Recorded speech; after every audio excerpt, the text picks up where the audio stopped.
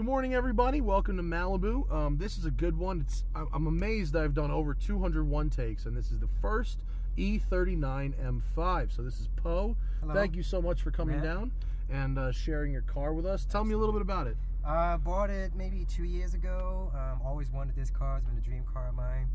Got it for a pretty good price.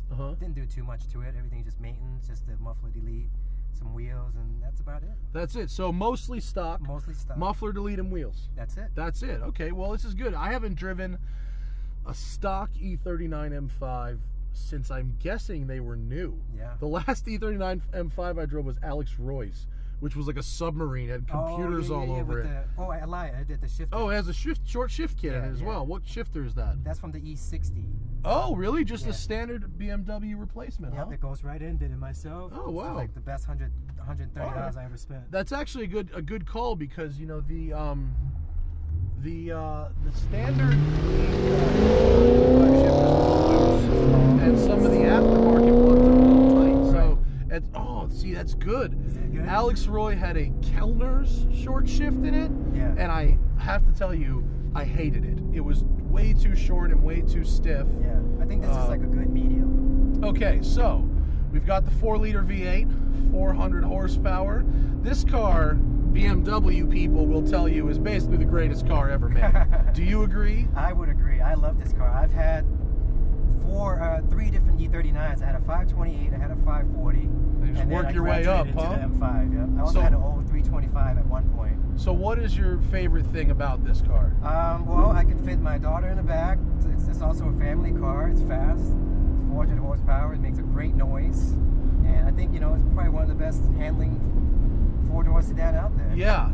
You know, the steering is better than I remember it being even. I remember the steering being very good. It's really nice on center. Yeah. The muffler delete, you get a little more throat out of it, but it's not super loud. You're right. Yeah, the resonator stays. The only thing I did was the muffler. Oh, that sounds very nice. Yeah, really good. So this car has 127,000 miles on it, which is fairly high for one of these. But so, you know, I hear about these long-term high mileage maintenance issues with these cars. Was that a factor for you or not really? The only thing I did, and I did because I wanted to do a preventative. That was about it.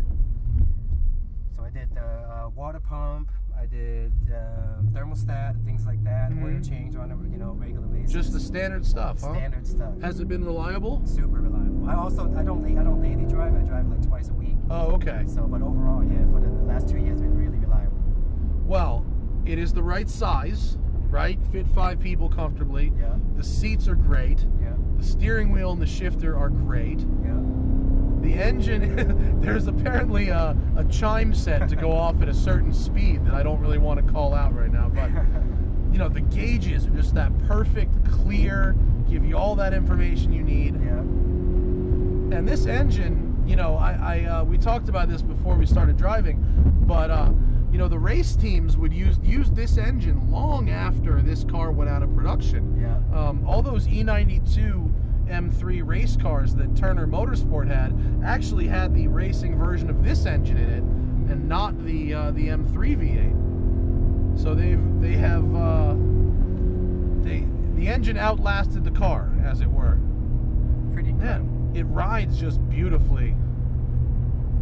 It's not the kind of car I want to take to a track day, but I agree, for a weekend car for your family, totally legit. I think it's fast enough, makes a good noise, still turn heads even after all these years. Yeah, and the sound of it is really nice. It's got such an even, you know, it's like the opposite of my Mustang engine. Like, no vibrations make it into the cabin. It's just great. And are these things, I feel like they were bottomed out in price around 3 or 4 years ago. Are they going back up? I think it's staying pretty steady. I got it for about $14,000. Yeah, okay, that's about where they were. Yeah. Yeah. You know, like a really, really fresh one is like, what, 22 or 23 for a really nice low mile car. Yeah. And then these, which would have some miles on them, are 14, 15. Yeah, that sounds about right. Yeah. We'll flip around right here. It's really easy to heel toe. The pedals are great. Oh, Poor Cayenne with the flat tire. That's a shame.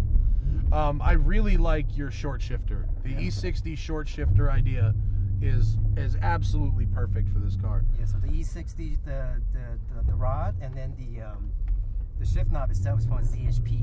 Yeah, it's a nice shift knob. Yeah. And this thing had a real tall shift knob on it before. Very tall, very long throw. So you have navigation, and that Never ever use it. That font is like MS-DOS font. Super old school. I don't use it. It doesn't even work. So I've been thinking about upgrading it, but I think I'm just gonna leave it. I don't really have the radio on this car anyways. Listen to Really? it Just listen to the motor? Yeah, I always have the windows down. Wait, what's happening? It's not making power for some reason. Why is that? Not sure. Come on, that's full throttle. That's no good. What's happened here? I have no idea. I don't know. Should we restart it and see if that's a is there air conditioning issue? Could be. No, because that's full throttle. Oh no, Poe, what's going on? I don't know. It's not making power? No, that's full throttle. Maybe because it's going uphill, possibly. I don't know. Hang on. We're gonna try something real quick. I'm gonna go over here. I'm gonna try and turn it off and reset it real quick. Okay. This is what happens.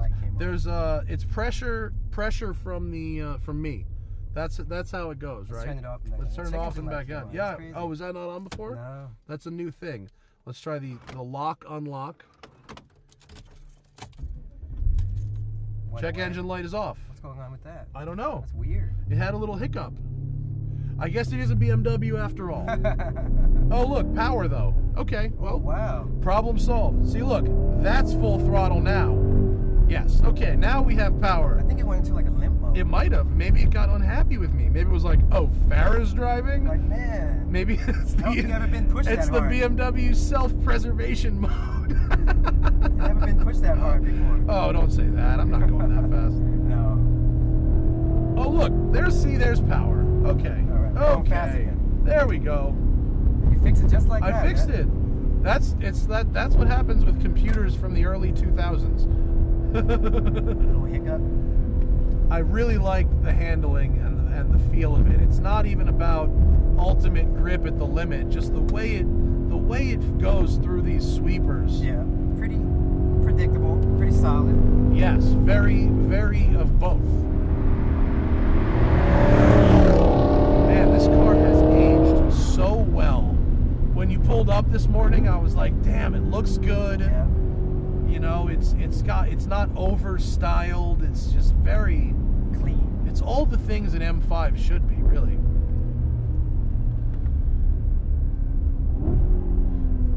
These cars, I mean, if you can really get one that's been maintained and is clean for a reasonable price, it's a ton of car. Yep.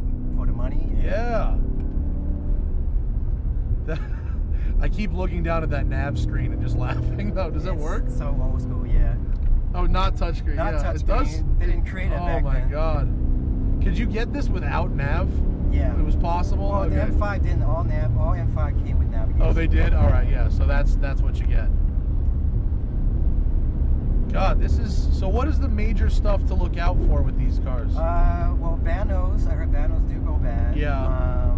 Cooling system needs to be watched out. You know, you need to watch out for that. You gotta flush it. Yeah. You gotta, you know, water pumps. You said water pumps. Yeah. Does this have the plastic water pump too? No, I didn't. I think the certain models, like with the inline six, it did. Yeah, I remember the E36s. Everyone does that water pump upgrade. But no, I don't think this car. I don't think the V8 does. It's such a good engine, Yeah. and it's like it's enough power to still feel really quick. It's a very linear power. It's really linear. I completely agree with you there, Bo. Here we go.